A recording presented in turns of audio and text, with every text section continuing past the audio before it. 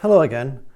Ultra endurance cycling, and ultra distance running is arguably very similar to base training. So you've got to wonder, is there any point in doing base training if you're an ultra distance athlete? What are you building a base for when essentially you're training to do low intensity duration, low intensity kilometres in your actual event? So is it really base training? Conventional wisdom is to do the least specific thing first, and say you do a periodised training plan. So if you're training for a fairly traditional event, like maybe up to the marathon distance if you're a runner, or a 40 kilometre time trial if you're a cyclist, or a road race, then it makes sense to build the base and then gradually increase the intensity as you get close to your event.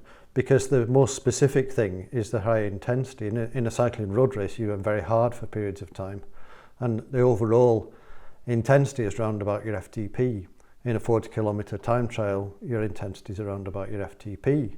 But in an ultra endurance event, an ODAX event, or a bikepacking event, your intensity is around about your endurance pace. So your least specific thing is the high intensity stuff. So why not just start with a reversed periodisation program, where you do high intensity training, build up your average speed, and then start to build the volume as you get close to your event. And arguably that would be better because you can build up the volume when the weather's better. But if you're not used to doing high intensity training, interval training, weight training, because either you've had a break or you've been doing the ultra distance events that you're training for overall, then there's a fairly significant risk of injury or overtraining if you sort of hammer straight into a high intensity training block. So like doing 2 or 3 interval sessions a week and some strength work.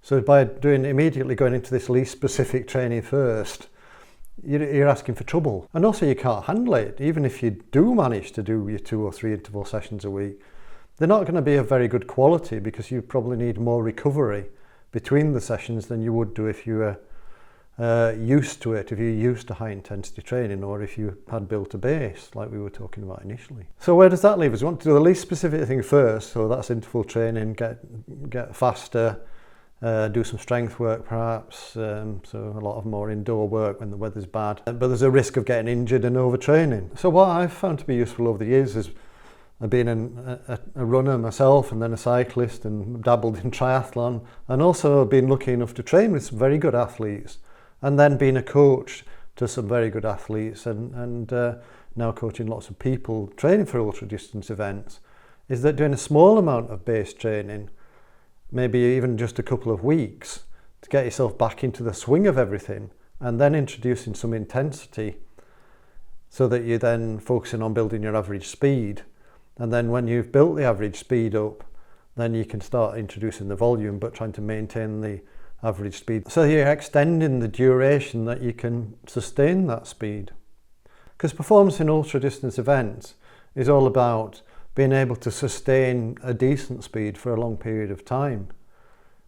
So if you can establish a good sustainable speed that you can last for 2 or 3 hours early in your training season, and then extend that to 3, 4, 5, 6, 7 or several days, then that's a good method, and something you can build on year as you sort of build your average speed, build the duration you can sustain that, build your average speed, build the duration that you can sustain, and avoid slowing down as much as possible and minimise the stops. Then you're onto a winner really. So that's what I would go for, a short period of what you might call base training, which might only be a couple of weeks if you're an experienced athlete and able to sustain a good training load and you've not had a big break, or you've not had months off after your last event.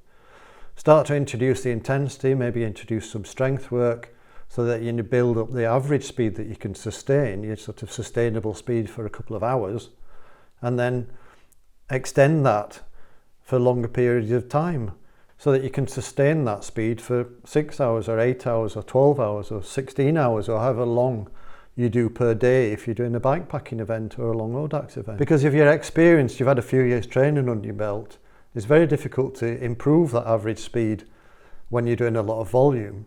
It's much easier to improve your speed when you're doing less training, because you can do higher intensity interval sessions which boost your FTP and also bring up all your other speeds at your different training zones and then you can extend the duration, you can sustain it. That's much easier to do than trying to do a long ride and then try and do the next long ride a bit faster, because it takes you ages to recover from a very long ride, whereas you can do 2 or 3 interval sessions a week, maybe 2 interval sessions a week and 1 longish ride and a couple of strength sessions, and that's going to make a big difference to how fast you can go, and then you can start doing the longer rides later on. Anyway, hope that helps, and I'll see you in the next video. Bye.